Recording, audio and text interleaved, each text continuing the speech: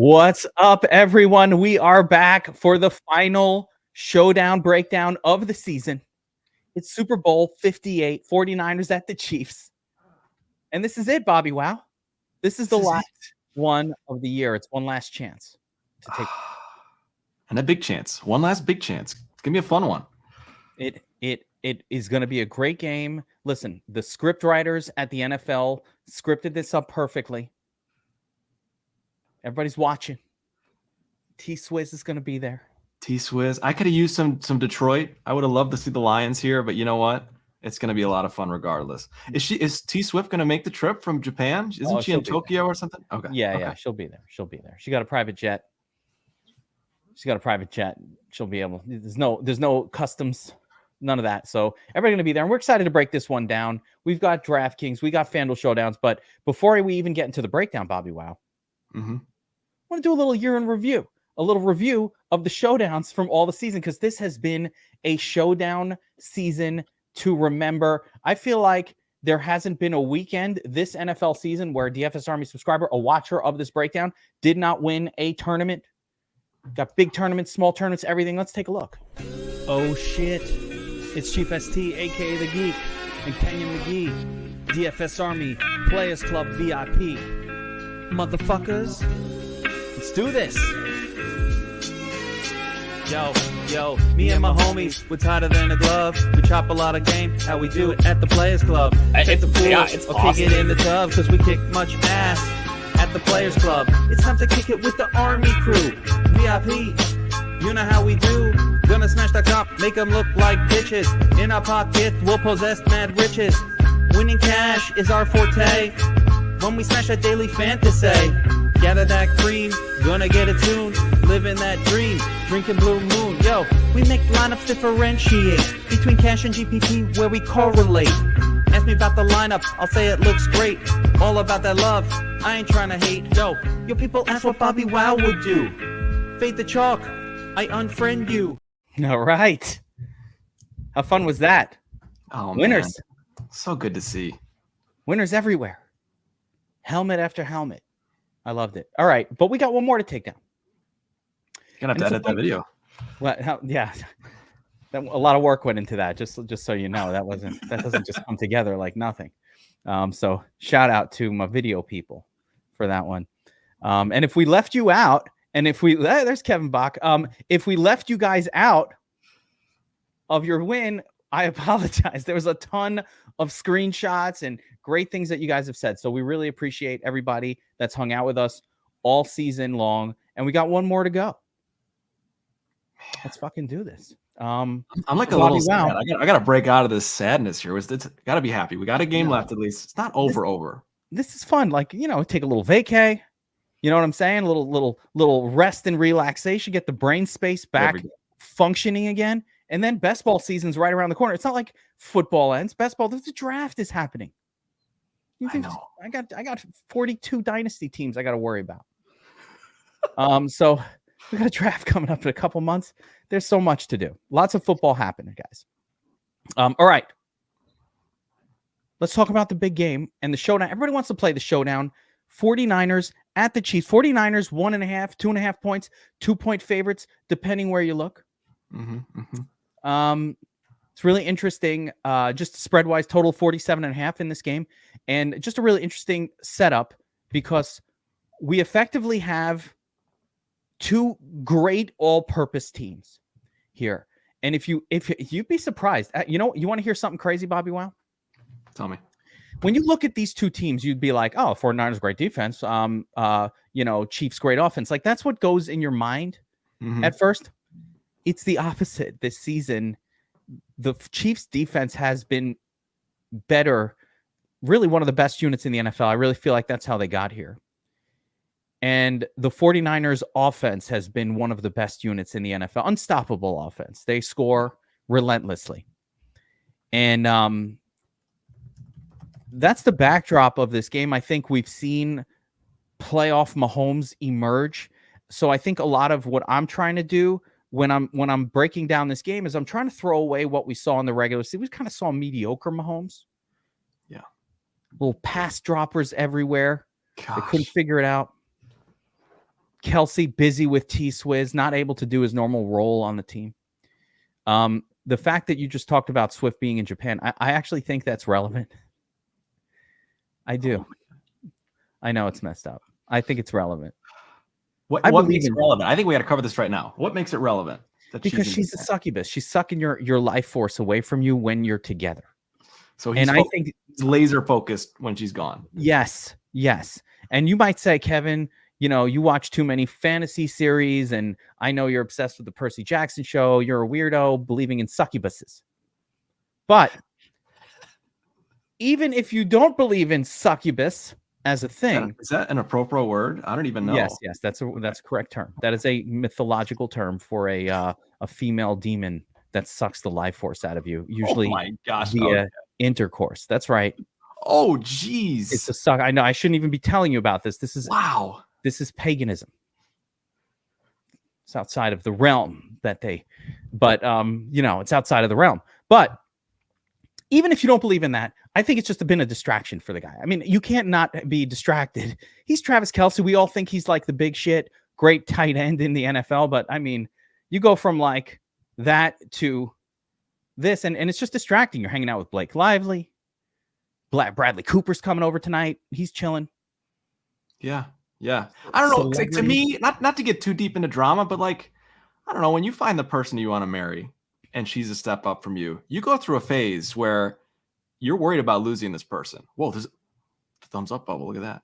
You're worried about losing this person, and that's your focus. I think things have settled. There's a level of comfortability now. This is becoming a thing comfortably, and I think we're ready to roll. Travis Kelce, T-Swizz or not, he's in the playoffs, and that's all that matters. But that's a funny take, and that's a crazy word. Never heard that before today. But he's also stepped it up here.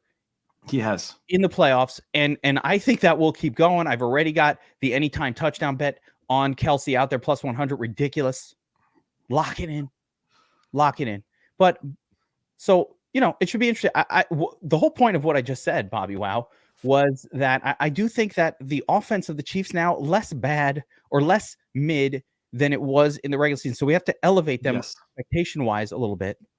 Yep. And that's how I see this game kind of playing out. So I see two really just good all-purpose teams going. I think there's going to be scoring. I think it might start slow because 2 weeks off always kind of, it's like both teams coming off a bye. That usually causes you to start a little bit slow, but then we're going to get into it. So with that being said, let's take a look at the Domination Station Optimizer. And we're going to check out some ownerships on this game. We're going to go through these positions and get a feel for how we think this should go, how we like to play this one on DraftKings. So what I'm going to do is I'm bringing up the optimizer, and I'm going to sort by projected ownership for the captain position. Let's start there. Let's talk captains. And captain potential. And right off the bat here, this is interesting. So obviously Christian McCaffrey, far and away the top captain option. And the reason for me that it's interesting, Bobby, is not because I don't think he's going to smash. Of course, he probably will. It's Christian McCaffrey, and the matchup could not be better. Like, he's got the matchup that you want for the 49ers. The thing is, that's a hefty price tag, $18K. Can't do much. Cheap. Can't do much with him in there.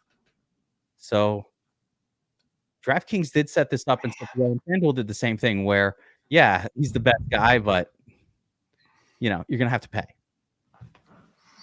That is expensive. Yeah, and what we're going to see too as we scroll down here toward the flex, there's not a ton of value to make that work either. No, there's very little value. Yeah, we're going to get into it we jump over there. So other potential captains, second highest owned looks like it's going to be Kelce. I get it. Yep. I think that's appropriate. Kelce, 2 touchdowns is not out of the realm. 10 receptions, 100 yards, 2 touchdowns. That is within the realm. That's probably what he needs to do to get there. Probably. He's not cheap either. Yeah, so that makes sense. Yeah. The thing about Kelce is, whether you think it's going to be a high scoring game or not as high of a scoring game, like he could be the captain in either scenario. That's the thing about Kelce for me. Like in a 24-17 game, Kelce could have 8 catches, 100 yards, and a touchdown to be the captain. In a scoring explosion game, Kelce could have couple touchdowns, 150 yards, 10 catches. That's the thing about him is he's a little more flexible. So I like Kelce a lot. He's my favorite captain play. He's your favorite? Yes. Okay. Oh, I like it. Okay. I was going to ask you. So these are the two primary pay-up options. To me, I think both of them are better than the quarterbacks. You know me. I'm not going to play too many quarterbacks at captain. I'm not starting now. I didn't do it all year. Burned us a couple times, but that's how it goes. But I'm not starting now, Bobbywow. Hey. So after these two, is there anybody else that you're kind of into here? It looks like we got Rashee Rice, Mahomes, Pacheco, all coming in around 10%, all similar ownership. I think, they all could get there, although I don't think it's going to happen for any of them. I would put Rice as the highest likelihood. He's interesting, right? Because they really lowered his salary. The first couple weeks of the playoffs, he was coming into the playoffs hot, and he was priced pretty close to Kelce, almost even with Kelce. I think either the last week or the week before, his price has come way down, which makes him really interesting. Now we'll see if that ownership kind of goes way up as that price comes down. But I agree with you. I think Rice could absolutely get there at that salary. Yeah. Defensively, the 49ers play almost exclusively. So let me make sure I'm getting my shit right. They play almost exclusively a zone defense, which has been good for Rashee Rice all season long. Like, that has not been an issue for him going up against the zone. So that should be, like I said, that should be interesting. Yeah. From there, everybody else is a little less good. The next one that I kind of think could pop, but the price just is absurdly high, is Ayuk as a prime target. Yeah. Now, again, we'll go back defensively. The Chiefs play man coverage, and Ayuk is going to be going up against Ladarius Sneed. He's got elite cornerback play that he's going to see for a lot of this game. Agreed. And just to set the table, kind of my perspective, so I don't have to keep repeating myself, Brock Purdy has looked a little bit shaky and a little bit nervous. I think the first two playoff games, the lights are bright. Okay, that's all I'm saying. He looks good. I think he could win the Super Bowl, no doubt about it. But he's coming in a little shaky to me. And I think if you're playing Brandon Ayuk, you're playing Brock Purdy as well with him. Like, to me, those two go together in your lineups. Whether you're playing Ayuk captain or Ayuk at flex, I think Purdy's in your lineup either way. So to me, if you like Purdy, that elevates Ayuk quite a bit. And I like playing those two together. If you don't, and you're not planning to play them together, I'm down on Ayuk as well. Okay. So I think that's a pairing for me. And I'm, kind of like to talk about Debo a little bit. I think Debo and McCaffrey are somewhat similar, but if I'm playing McCaffrey, I don't want a ton of Debo. And if I'm playing Debo, I'm not as excited about pairing him with McCaffrey. So that's the way I'm treating those two wide receivers. But I agree. Either of them could get there. I love that. I love that call about Debo and McCaffrey, and I want to expand on it because actually it is sparking things here. So if you really think about McCaffrey and what he needs to do to justify the salary and be the captain, he needs to score twice. He needs to dominate. He needs to dominate in a lot of ways, but especially scoring the touchdowns. Yeah. Deebo Samuel does not get there as a player by compiling stats. He is not a stat compiler by any stretch of the imagination. Right. Deebo Samuel is a touchdown dependent player. He needs 2 touchdowns as well. And those two things are really in conflict with one another. It's amazing because I kind of think Deebo is sort of the glue that makes the 49ers offense work. It's like his role really does a lot for them. But if he's not getting the touchdown, it's like if he's getting those touchdowns, McCaffrey's probably not getting the second one that we need. Like, you are not getting there with McCaffrey in 1 touchdown. I think he's too expensive. I think he's too expensive to get there with just one. Like, it could happen, but he might need to. He probably needs to, and he needs a lot of work. If he's not getting 2, he really needs 8 or 9 receptions, something else that compels that score. Absolutely. Yeah, and I think that's kind of what I'm trying to do is we've got one game, so anything can happen, right? Debo McCaffrey and Ayuk, there's a scenario where they're all on the nuts. I think it's unlikely. So what I try to do when I see a slate like this, my approach is to try and box things off as much as I can to increase my chances of taking something down. So to me, it's less likely that guys like Debo and McCaffrey would be in the nuts lineup. So I say, as I'm hand building, that is a situation I'm willing to avoid for that reason, like you just talked about. You just brought up an awesome point, and I'm actually going to do this. We're going to do a little bit of an expanded showdown breakdown. And wow. I want to show how to bring what you just said to life in the Domination Station Optimizer. We have options on the Domination Station, the Sim Boost. No one else has anything like this. Everybody does their sim differently. Mm-hmm. This is how we do it on the Domination Station. And I'm going to take what you just said, right, and show you how to pull that off. So we just sat down here and we figured out, you know what? If McCaffrey is smashing, it's probably a good chance that Debo's not, because those two guys are going to clash with one another in terms of putting up a monster score. It doesn't mean they both can't be in the nuts lineup, by the way. But what it means is it's highly unlikely that they're both putting up monster scores. Could still get there, but I doubt it in this kind of game, because I think this is one of those games where there's going to be a lot of scoring going on both sides. Yep. So you just need to get the right studs, right? So here's how you would create this situation. We're going to say if Christian McCaffrey is in the lineup, then decrease the projection for Debo Samuel by 10%. Okay. Simple rule when you're running the optimize. Now you talked about, I'm going to do this when I handcraft. And I always, one of the things I try to do with an optimizer, because this is an optimizer contest for me. I'm trying to win it. Yep. I probably have, 190 lineups reserved already and more on the way as they drop contest after contest. I remember last year I was able to get like lots of lineups into the Super Bowl, but I want the lineups that the optimizer generates to look like handcrafted lineups. And this is how you achieve that. So that was the rule that I would put in. And just keep in mind that this process, it works for any sport. If you feel that there is a negative correlation between two players, this is how we can create it. And we'll create positive correlation as well. But this is something I wanted to show on screen. I'm really glad you brought it up.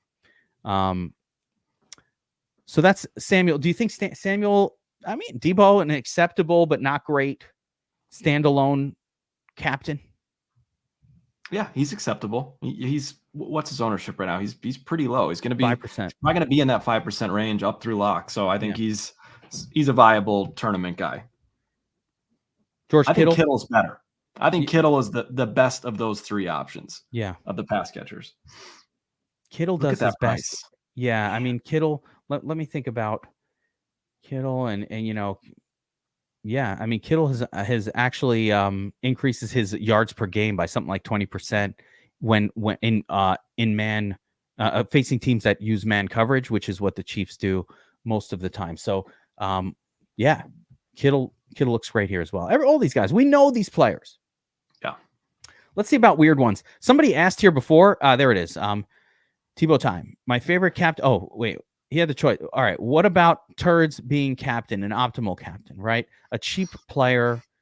Is there anybody that's even viable on either team that's a turd? And by turd, if you're new to the show, by turd, we mean, kind of a secondary player that you wouldn't normally want in ever play, but, a backup or a WR2 or anybody cheap.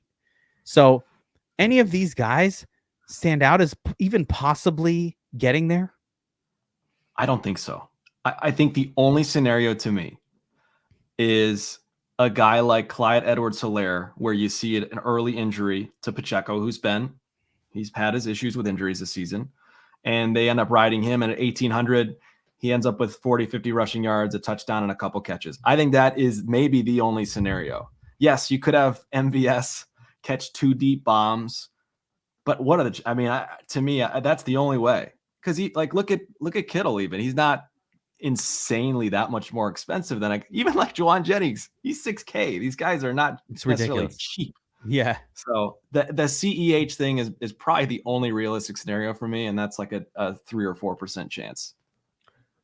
I like it. I like to throw it that way, and it would take an injury that could open it up. We've seen it this year. And that's where Clyde Edwards-Helaire might step in there. And I agree. I think of all the turdly wide receivers, Valdez-Scantling is the only one, even with a sniff of a chance, and it would take 2 plays.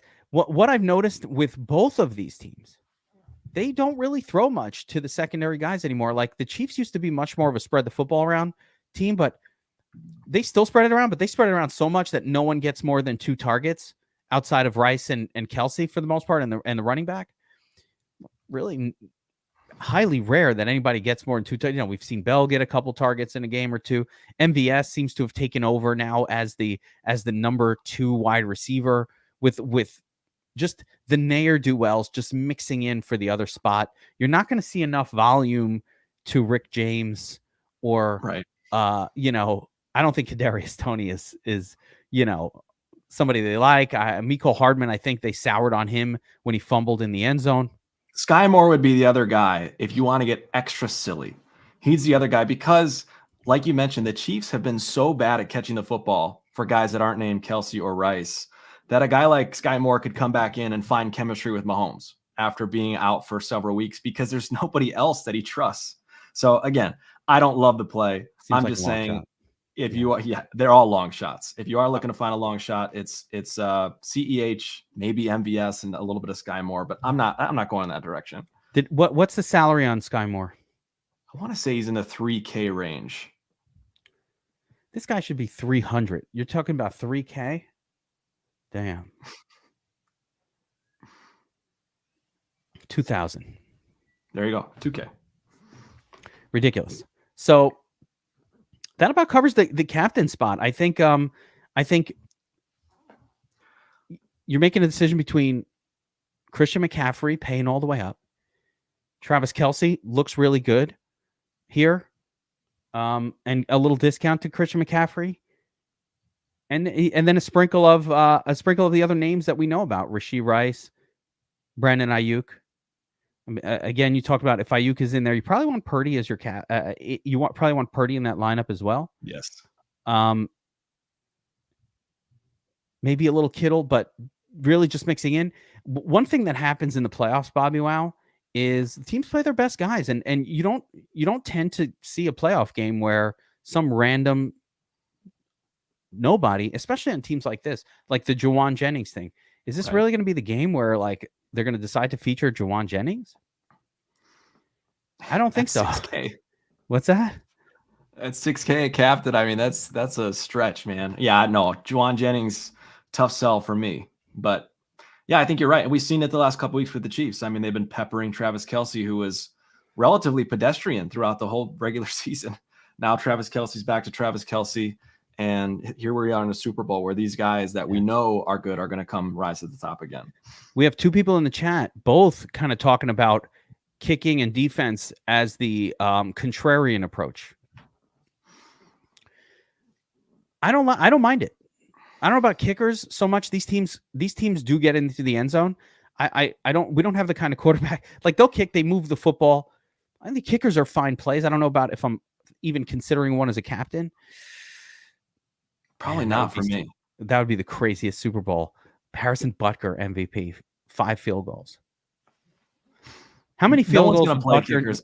No one's going to play defense, especially. So that's a viable approach. I don't love that direction, but they will be low owned. So that is certainly an option.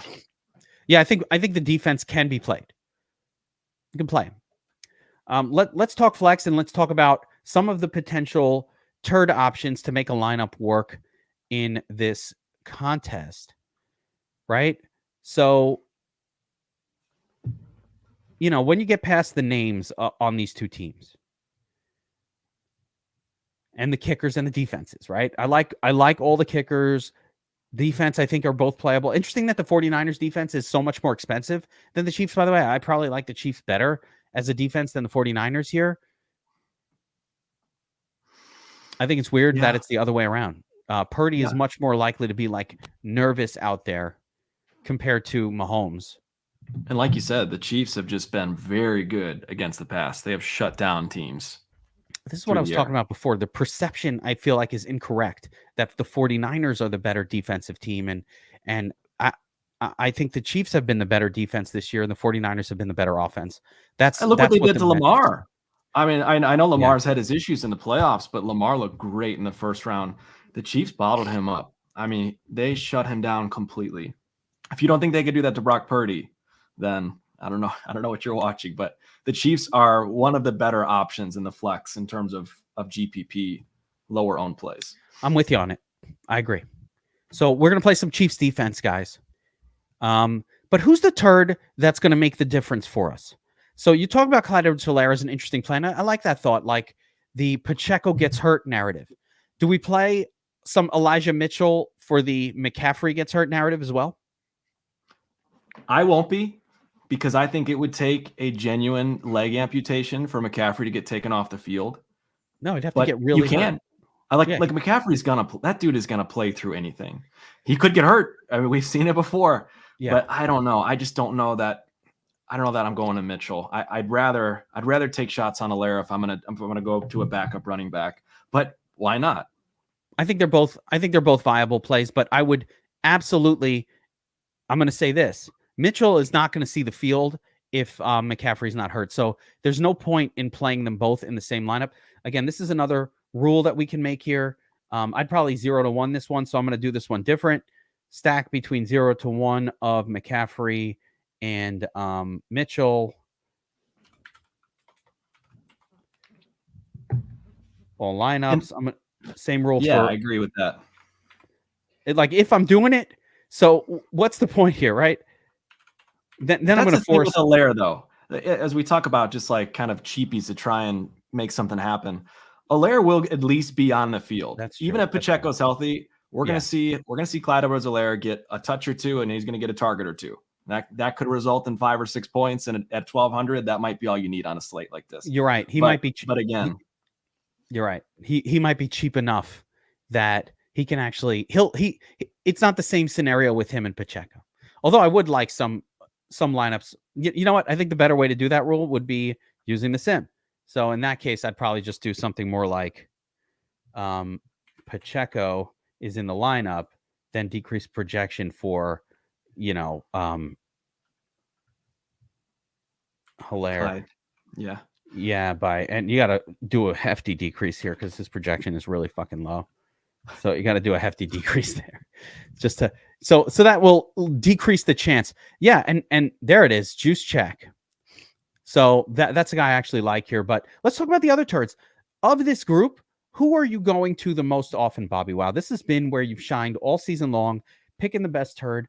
I'm looking at some ownerships here. You got Valdez-Scantling and Justin Watson, kind of the highest owned. Noah Gray right behind them.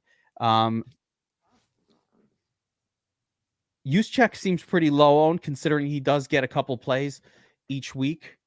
For $800, that is not a bad price point. It's almost as low of a viable player as can be.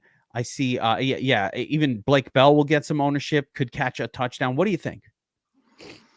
I think, to me, if you're going to pay down, I think both Juszczyk and Clyde Edwards-Helaire are the two primary guys that I'm looking at, because they're guys that are going to be on the field a decent amount of the time, especially Juszczyk. But Clyde will be on the field for 20 or 30% of the snaps too. They're both going to get 2 to 4 touches at a minimum, I think, and they're both in the 1K range. And like you mentioned, the cheapest viable pay downs on the slate. Yeah. So I just don't think there's that much of a difference between their upside and a guy like Kadarius Toney or Mecole Hardman, who may not even see the field much with Sky Moore back. So those are probably the two guys I'm going to the most, honestly. Did we not talk about Valdez-Scantling because he's a little too expensive to be considered in this group? Yeah, that's why I left him out. He's a little above the turdly pay down range. Okay, that's what I was saying, because I was like, he'd be the next guy in line for me. Yeah, I'd be interested in him as well. Noah Gray's getting some ownership. I don't mind him either. He catch touchdown. So that's that. Yeah, those are the guys. The ones that don't appeal to me are like the more expensive turds, like Jawan Jennings. That's at 4K. I'm kind of like, you know what? Let me squeeze some extra salary here and try to get up to 5 or 6K and find somebody better than that. Elijah Mitchell is in that range as well. Mitchell is quite as expensive, but he doesn't play unless McCaffrey gets hurt. He will get no snaps without a hurt McCaffrey.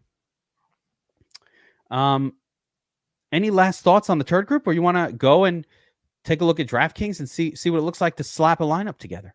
Let's look at some lineups. Let's put some lineups together. All right. So what we like to do here on the Showdown Breakdown is just like, all right, we talked about some players, some plays, possibilities, and now let's see how it all fits, right? It's really easy to say, I love Christian McCaffrey as my favorite captain, and then you put him in your lineup as your captain, and you got like 3K left for every other spot, and like, wait a second, this is not feeling so good. So that's what happens, right? So McCaffrey in, you're already down to 6,400. It's bad. I need a turd to balance him out. You said your favorite CEH. You mentioned him a lot. I do. I think CEH finds a way to sneak in here, so he's probably my favorite Of all the players to like. Of all the guys. I know. But if we don't have to get that cheap, throw Marquez Valdes-Scantling in there. I think he's probably the guy that has a shot at scoring the most points. He's just not that inexpensive. But no, let's go with Clyde Edwards-Helaire. Fine. I think Juszczyk is the same kind of thing. Yeah. I'd be fine with Juszczyk. I think Juszczyk and Helaire probably have a similar role. In theory, though, and maybe I'm overthinking this, okay? So please stop me if I'm wrong, because I have the tendency to do this. But to me, if McCaffrey is scoring all the monies, he's scoring all the points and winning all the money as a captain, is he potentially taking away that touchdown from Juszczyk that could get us there? That run from the one or that? Probably. Well, maybe. I think it's Juszczyk needs so little, it doesn't matter. That's the reason why it doesn't matter. Right. 6 points and you're golden. Which he got. I think he got last week, didn't he? Yeah, he did. 6 points and you're golden with a guy like that. So it's not that big of a deal. Yeah, people are asking about Sky Moore at 2K. I think that's acceptable. Yep. Full participant in practice. Yeah, I think that's acceptable too. So, Absolutely. He works as well, Sky Moore, and that might be actually the better play. I really, and Noah Gray, Noah Gray coming off of 5 targets last week. He was targeted quite a bit. So I think any of these guys could work for this spot. All right. So from here, we've got 7,700 left. And I think we still need a second low-cost spot to round out a lineup like this. Well, throw George Kittle in there. I just want to see where we're at if you throw George in there. 6,400 cheap, right? Yeah, 6,400 George. That brings us up to AK. So we still are going to need a cheapie in here, like I said, because we're going to want. You need a second stud in your lineup, ideally 3. So let's say we went Travis Kelce, 7,100, and we want a second of this group of studs. All right. Looking at the salaries from here, you've got 7,100 left. There's Rice at 76, but then there's a giant gap between viable players from 7,600 down to the kickers and the defenses. So I think I'm going with Butker. Yeah, I mean, this would be, let's see, McCaffrey and Debo don't really work. Ayuk could work. No, Kittle, Ayuk, and McCaffrey is too many players from the same team. Could do Pacheco here. I think you go down to Rice even, and then bump up Edwards-Helaire to somebody a little bit higher. I like it. All right, let's see here. So you go, I like the Rice play. So we got Kelce, Butker, Rice, Kittle, McCaffrey, and close it out.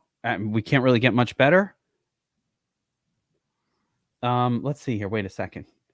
Butker is not a must. So if we change Butker to Chiefs defense, maybe. How about Valdes-Scantling and then 4,800? Nope. Sky Moore. This is double turd.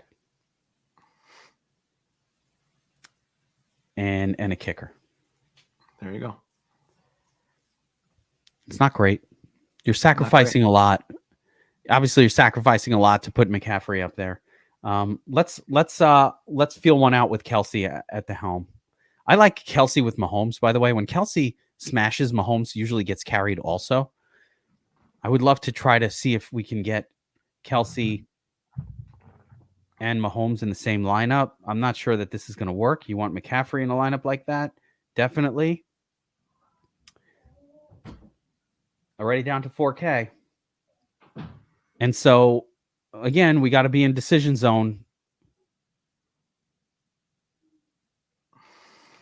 We got to be in the decision zone here, where it's Juszczyk, it's Edwards-Helaire, it's Sky Moore. Let's see, you got 4K left. That is a lot of spots to fill. What do you think, Bobby? Wow, where are we going? I probably got to MVS here at best. 4,500. And then, yeah, what do you go like Chiefs defense? And then can you get up to? Oh, you can't even get up to Kittle. Oh man, no, not with Chiefs in brutal. There. We'd have to go for another turd. This is setting up to be a double turd situation. Yeah. This one gets you Rice. Oh no, fuck. I was hoping to get to Rice, but not even Noah Gray. Wait, how do I get to Rice from here?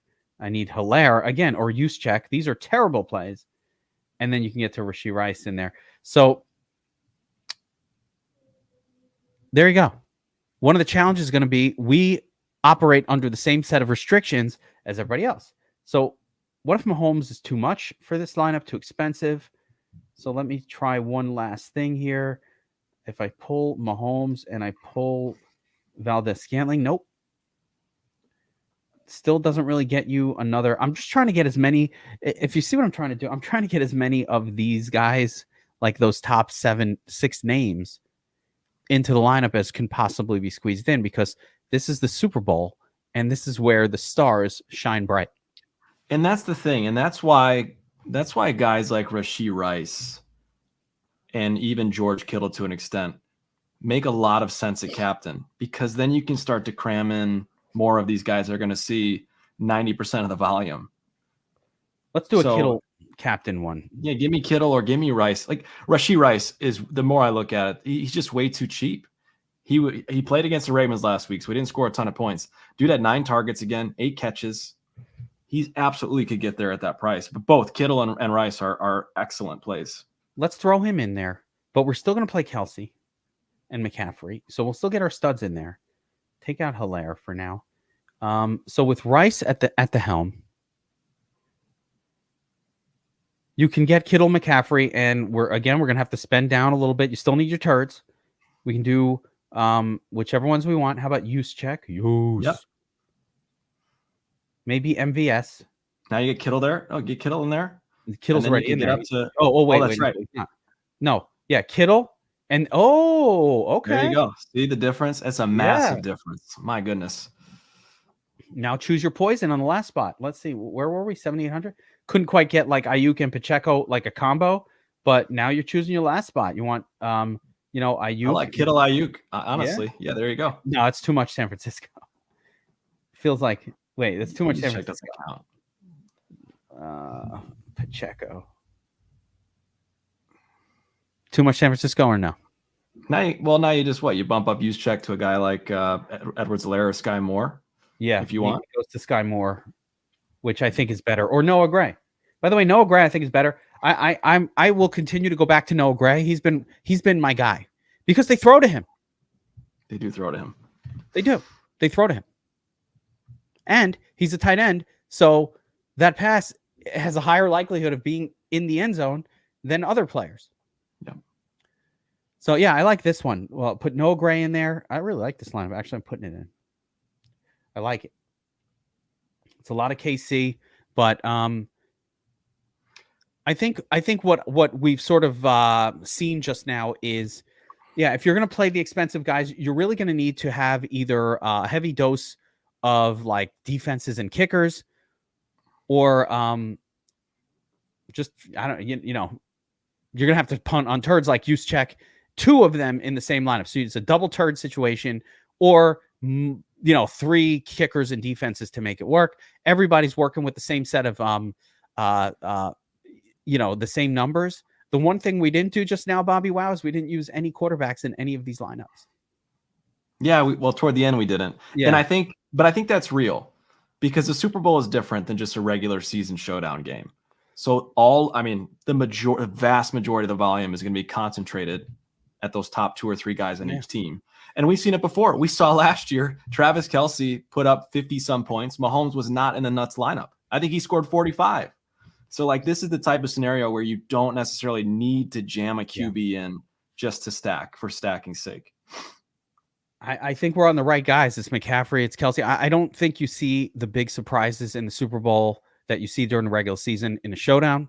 And yeah, we're going to take a look at FanDuel next, but you don't see the big surprises that you see in the regular season. And so as we're building lineups for this, make sure, again, if you're using the Domination Station Optimizer, make little rules that like what we showed on screen that allow those lineups to look like handcrafted lineups. A couple of other rules I want to talk about for optimization purposes. For me, if you do use Mahomes, I probably feel like you need to lock Kelsey in the flex with Mahomes. Like Mahomes just does not get there without Kelsey. Period. It just doesn't happen. Mahomes a captain, you mean? If Mahomes is captain, which I'm not going to do, probably. Agreed. I'm with you. If Mahomes is winning the tournament for us as captain, he ran for a touchdown for sure. And Kelsey is scoring a bunch of points. Yeah, and Kelsey scoring a shitload. That's right. So I'm not going to do it. Purdy, if I'm using Purdy as my captain, which I don't think I'm going to do, then I would not have any Christian McCaffrey in that lineup. And I would have him stacked with because Purdy's not getting there if McCaffrey is justifying his salary. It's just not happening. If I'm not saying McCaffrey has terrible games, man. What's that? McCaffrey just catches too many dang passes to make that rule. So I'm not touching Purdy at the captain, so maybe that's easy better for me to say. Yeah, I'm also. I think you can mute Purdy as even a flex play if McCaffrey is your captain, with the understanding in mind that in order for McCaffrey to justify that exorbitant salary, which means you're going to have to skip other players, he needs to smash. He's not getting there with the 26. Like if he gets a 26, he's probably not the nuts captain. Right. He needs a 30 plus to get there. And once he's getting 30, that means he's just dominated all the offense for his team, which just makes Purdy less likely to get there. So how about this for a hedge bet, for a little emotional hedge? Oh, here we go. You don't want to put for me. I don't want to put Purdy in my lineups at captain. I will be extremely underweight in the flex on Purdy. What if you're looking to fade Purdy on DraftKings? Why not throw a small little wager on Brock Purdy Super Bowl MVP? Yeah. So that if he does well, okay, there you go. He's probably winning MVP, right? The guy's got the story already. If he puts up a big number, he's going to be Super Bowl MVP. The 49ers are going to win. That's kind of my thought process. I like getting a little silly with those bets. Take it with a grain of salt. But that's an option. If you are really, really nervous to fade somebody, maybe that's a way in the sports book to do a little bit of an emotional hedge to get you there. So that's what I'll be doing. You know what? If Purdy throws for 3 touchdowns and they win, he would have to spread them around. Like he wins the MVP because for him to be the nuts captain on DraftKings, he has to throw touchdowns to 3 different guys, because if he threw it to the same fucking guy, that guy would be the nuts captain, right? Like if Ayuk catches 2 of the 3, now Ayuk is the guy. It's not going to be Purdy. So if anybody gets more than 1 touchdown, that person will be the captain above Purdy. Therefore, if he spreads it around and they win, that you're right. That's a decent shot of him being the captain. I think it's plus 350 Purdy captain. I like it. Just a thought. I love that thought process. That is really good stuff. Give me a second. I'm going to bring up DraftKings here on the screen. Boom. Let's FanDuel. There we go. So we'll talk a little FanDuel. Give me a second. I gotta blow my nose here.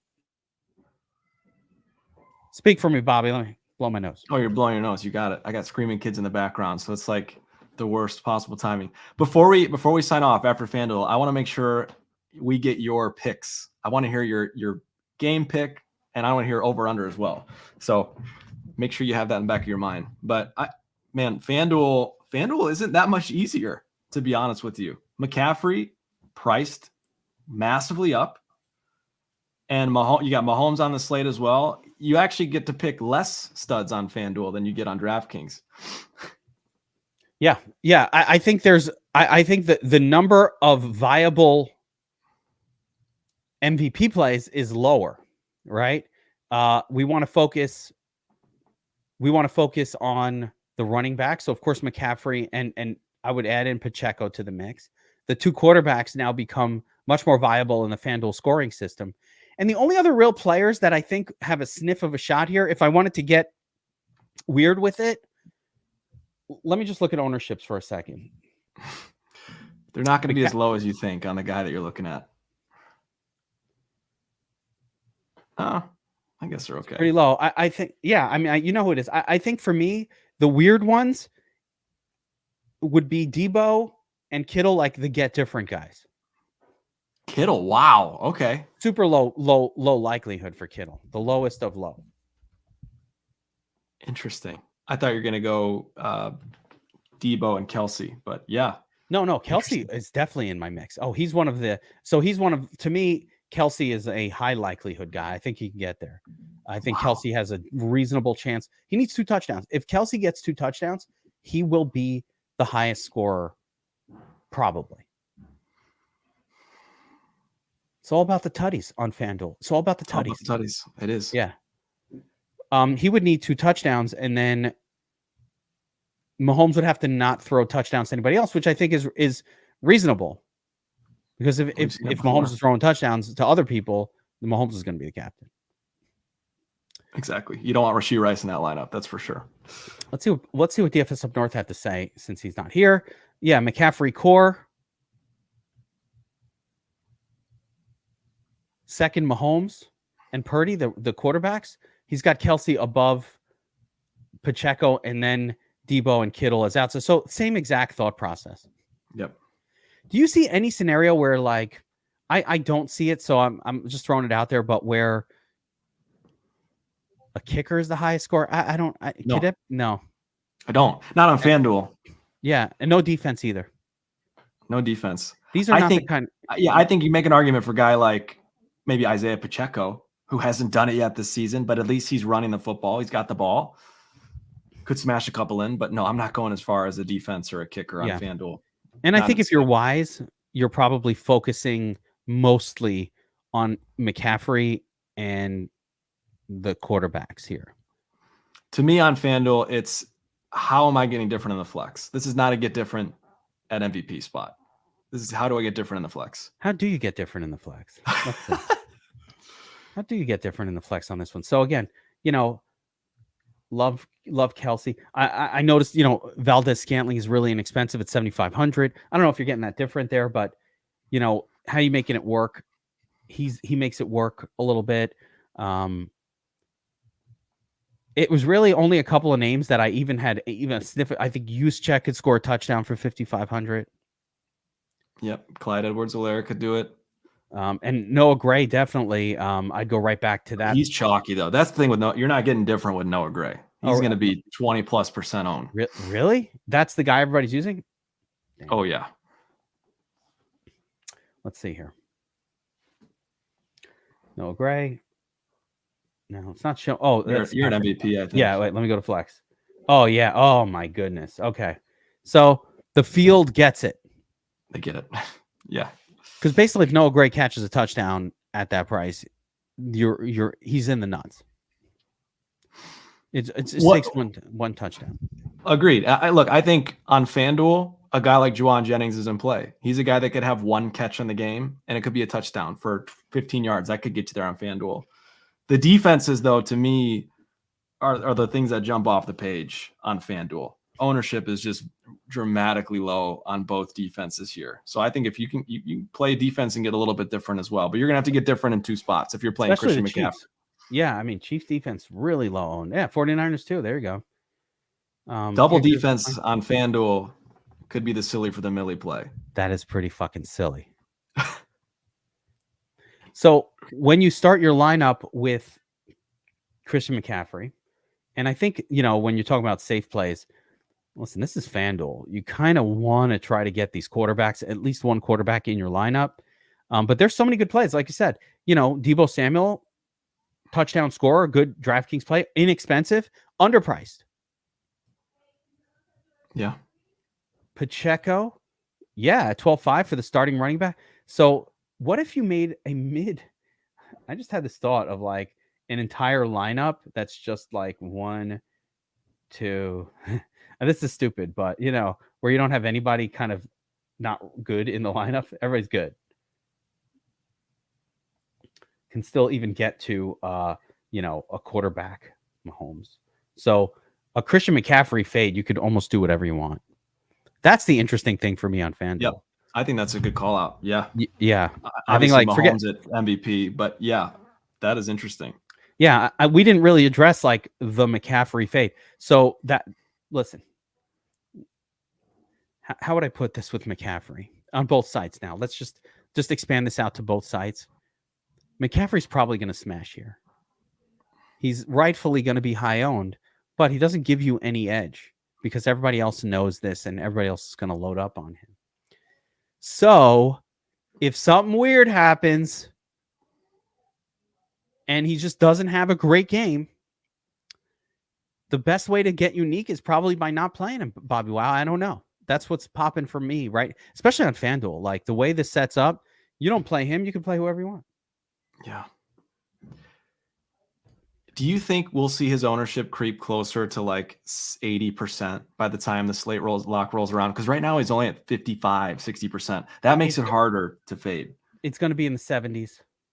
Okay. On FanDuel, I think it will go all the way. Here, I'm looking at it now. It is actually 60. If you combine MVP and flex, he's looking, 36 plus 25. So 60. Yep. He's already 60. That'll probably float up to 70. And if you're in a handcrafted lineup contest, which I love, for showdowns, you should. So just a side note, I mean, it's fucking the Super Bowl. If you haven't heard us talking about this to this point in the season, let's remind you, like, if you're going to play these on FanDuel, the showdowns, you are much, much better off finding like a 300 or a 250 entry type of contest, or a 30 entry or a 75, something like that, as opposed to trying to win this, 20,000 entry contest where the chances are you're going to, in order to win this, let me explain it. In order to win this, I probably got to put in 100 lineups or 150. But the chances are I'm going to tie with 50, 100 people or 200 people and not win that much for winning it anyway. So then you end up losing money because you had to enter so many lineups to hit that perfect score, but so many other people hit it as well because there's so few combinations available to us on FanDuel, unless you want to get off the chalk. So how do you negate that and play this profitably or play it in a fun way? The way is where you don't need to hit the nuts. Go play a 30-person, a 50-person contest, use the same lineup. And sometimes when you win that, you'll actually win more money than you would have taking down the big tournament. You know how many times I've won these tournaments and lost money, Bobbywow? Oh, yeah. It's well documented, yes. Yeah. And it feels good to win. I'm still happy. I'm like, I won that shit. But really, if I was out on Twitter, they'd be like, look at this donkey putting in a lineup that, 400 other people put in. You suck at DFS. You know what I mean? Like they'd say, there's a thought that says you just should never put a lineup like that in, because even if it wins, you're a loser. But, the flip side is, what are you going to do? If you're entering mass MME on FanDuel, you either have to get crazy different or accept that you're just going to tie with a lot of people. Real quick, maybe can you go back to the lineup screen if you still have it up? I'm just curious because what it comes down to, I mean, there's a couple variables, but if you go back to a lineup and plug in your McCaffrey lineup, and then I think you just compare it, can this combination of McCaffrey and player X score as much as, two players that are more balanced in that lineup? Can McCaffrey and MVS, be outscored by Ayuk and Debo, whatever that might be? I think for what it's worth, and you may have to check that. You may have to check me on this, but no running back has reached the 20 fantasy point mark against the Chiefs this season. Now, granted, they haven't played Christian McCaffrey. Okay, so fair enough. But the Chiefs have not been bad against the run either. So, I think that's notable as well. But I think it comes down to that combination game. Do I think these two have a real chance of outscoring McCaffrey and one of these turtlier guys? And I think when you're building lineups, you're going to be surprised how often you're saying yes. Yeah, I mean, when you look at it, the lineup with McCaffrey, you have to use one of these secondary, like you go, I think Noah Gray is popular for that reason. I think you're going to be forced to go down to Scantling, those type of guys. I'm trying to let me see if I can build something here where we don't super punt it. So without putting kind of a turd, but really sticking with like kickers and defense. So we kind of like Chiefs defense. Okay. I kind of like them. Fine. So if you put in Chiefs defense, let's see, 11-1, and then get a kicker going, then I could probably do George Kittle, and I could probably finish it off with, Travis Kelce or even Brock Purdy with that last spot. But yeah, Travis Kelce fits. Now I got 1,000 left. So now I can actually upgrade off of either Chiefs defense or the kicker. Let's see what I get to here. 9,500, 10.5, 10.5. There we go. I was hoping it would be like a Rice or Debo, but Brandon Ayuk in there. So there is a pathway here. What's that? No QBs in a lineup on FanDuel in the Super Bowl. It's unacceptable. It's unacceptable to build a lineup this way. This is so GPP only. It's really unacceptable. Would you agree though? If you are fading McCaffrey, that's probably more of the tournament takedown approach, not as much the you want a cash approach. Okay. No. Say that out loud. I know you don't think that. I'm just saying. Just say it out loud for everyone else. You're probably not winning any money in this tournament by loading up on McCaffrey at MVP. Right. And now don't come back to me when McCaffrey is the nuts MVP. I fully expect that to happen. But you're not winning any money if that happens. When on FanDuel, the high ownership is so much more important than what's a good play. You're just not winning it. Right. And if you win it, you're losing money. Am I wrong? I think that's what it is. You're losing money if you win because you're going to tie. You're going to tie with 100 people. I won a Super Bowl Showdown a couple of years ago where I played Gronk at captain. It was a Brady Patriots Super Bowl, and I tied with, and this was DraftKings. I tied with like 900 other lineups. So that million to first got chopped up pretty extreme. Like it was not even a big. It was like, I think it was 1,500. Like the number was so small that you couldn't even believe it for a million to first contest. That's what happens here, and it cost more than that to enter that to max enter that contest was $2,300. Like it was more than the win. Oh, big tie doesn't help. Big tie doesn't help. So, Bobby, last thoughts on this game. Last thoughts, last tidbits of advice here for the people before we say goodbye. Yeah, I don't know. Have some fun with the game. Get a little unique. I think my approach for the Super Bowl is to make a couple wagers on this in the sports book that I feel a little bit more comfortable with, and then use my DraftKings lineups to take a little risk. Enter a 10-cent contest. Enter 20 max contest where you can be well overweight or well underweight on a guy like McCaffrey, for example. I think that's the most fun way to play it for me. But ultimately, have some fun. Watch this video again. Take some notes and go take something down. Yeah, I like it. You mentioned before some bets for the game and thoughts on bets for the game. I do like the Chiefs here to get this win, but more importantly, I like the game to end within 7 points either way. I do not see a blowout happening by any stretch. I see a close game. I see a back and forth affair. I see the team with the ball last having a chance to win it one way or the other. That'll be fun. So look for a game that will end within the 7-point barrier. For me, on the betting side, it means you really want to just parlay. Like I have a parlay going of Kelce anytime touchdown and Chiefs +7. So I moved the line a little bit. I also like and Chiefs to win, for a little more juice. But the can't lose version of it is you just kind of get that line to about 7 on either side. And I think you're winning either way. Like somebody might be watching this going, you're crazy. I love the 49. Fine. The problem is the 49ers, if I need to move them to +4 or +7, that's exorbitant, where I can move the Chiefs there for a little bit of a cheaper price.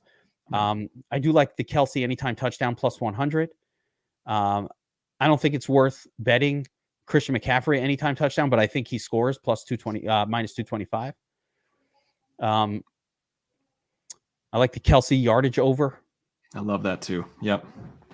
Yeah, and even the Kelce reception, I think you'll get 6 receptions out of Kelce in the first half. So, I'm really high on just them focusing Kelce. He just lines up so well against the style of defense that the 49ers play. It's just like hard to perceive him not smashing. And you said Kelce was your favorite captain on DraftKings. That dude doesn't miss in the playoffs. I mean, look at this last 15 playoff games. He's averaging, at least a touchdown, almost 100 yards receiving, 8 catches. He just does it. He gets it done every playoff game, no matter what. I think the same thing happens here. I love it as well. So that's going to be it. We're going to sign off, guys. Good luck on Sunday, the big game. Of course, for our DFS Army subscribers, we'll be in the Discord talking shit all the way up to the game, enjoying it. Some notes for going forward. Couple things we have going on. NASCAR kicks off Daytona next week. So it's my favorite race of the whole racing season. It's the first one, the first true race. That's fucking awesome.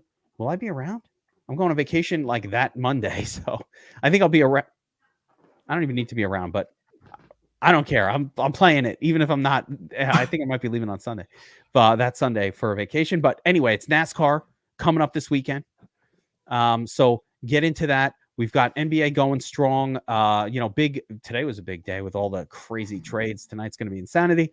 But we've got NBA going strong, DFS Army. So make sure you check us out. If you're not a member and you're not a subscriber to DFS Army. Oh, one other thing I wanted to show on screen. A lot of you guys constantly ask me, hey, what can I do? I just want to make some money. Blah, blah, blah. Make it easy for me or let me buy lineups or shit like that. We don't sell DFS lineups.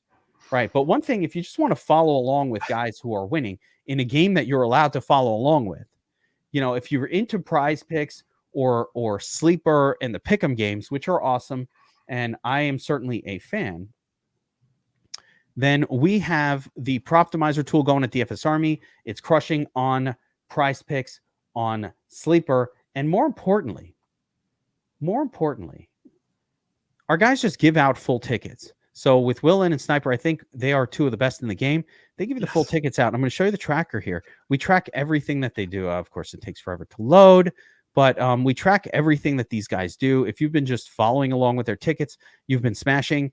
Here we go. So there it is. They've been smashing. You can see here, you got the last 3 days. Every ticket here is tagged, right? Every single ticket they put in, they share with the users, and you could follow along. If you've been here since September, you're up 13 grand. This year alone, so in the last month alone, $3,600. It's off of $21,000. Yeah, there's a lot of tickets going out. These are $20 tickets, Bobbywow. It's crazy. Those two guys are beasts.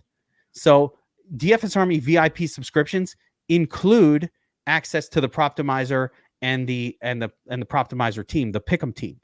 So you have access to that in the Discord where they're dropping those picks. So if you're here, don't cancel your account. Stick around. Follow those tickets that they're putting out, and they're printing cash, and it's a fun way to have a sweat if you don't want to have to late swap DFS NBA every night. That is a really great way. I love prize picks, and I do those bets as well. I follow Will Lynn and Sniper. That's what I'm doing.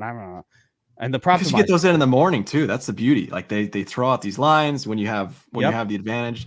You plug them in early, and I love it because my kids take up every second of my day, but 9 o'clock, 9:30 rolls around. I've got like 2 things left on the ticket. I'll pop on the TV and I'll drink a beer and watch it. It's the best entertainment.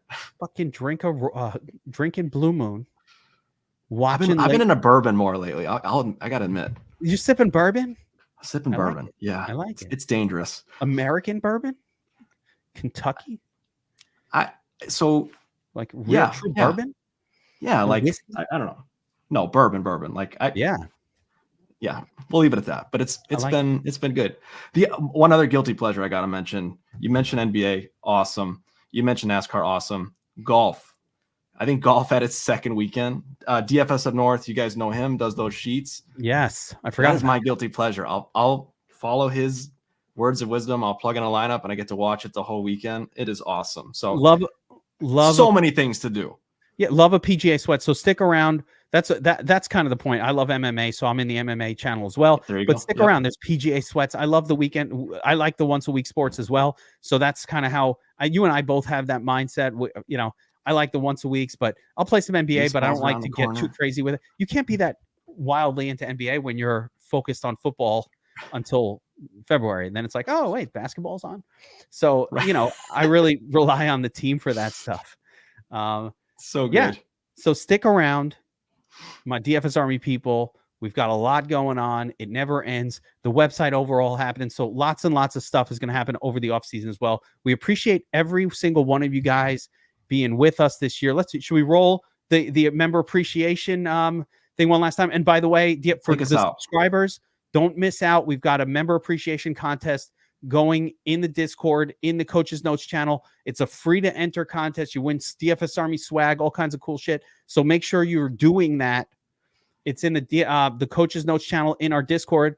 Make sure you're in that contest on DraftKings, and we'll take them out with the theme. You're in review, guys. Good luck on Sunday, everybody. Let's enjoy the game. Oh shit! It's Chief ST, aka the Geek, and Kenyon McGee, DFS Army Players Club VIP. Motherfuckers, let's do this. Yo, me and my homies, we're tighter than a glove. We chop a lot of game, how we do it at the Players Club. Take the pool, it's or awesome. kick it in the tub, cause we kick much ass at the Players Club. It's time to kick it with the Army crew. VIP, you know how we do. Gonna smash the cup, make them look like bitches. In our pocket, we'll possess mad riches. Winning cash is our forte. When we smash a daily fantasy, gather that cream, gonna get a tune, living that dream, drinking Blue Moon. Yo, we make lineups differentiate between cash and GPT where we correlate. Ask me about the lineup, I'll say it looks great. All about that love, I ain't trying to hate. Yo, people ask what Bobbywow would do.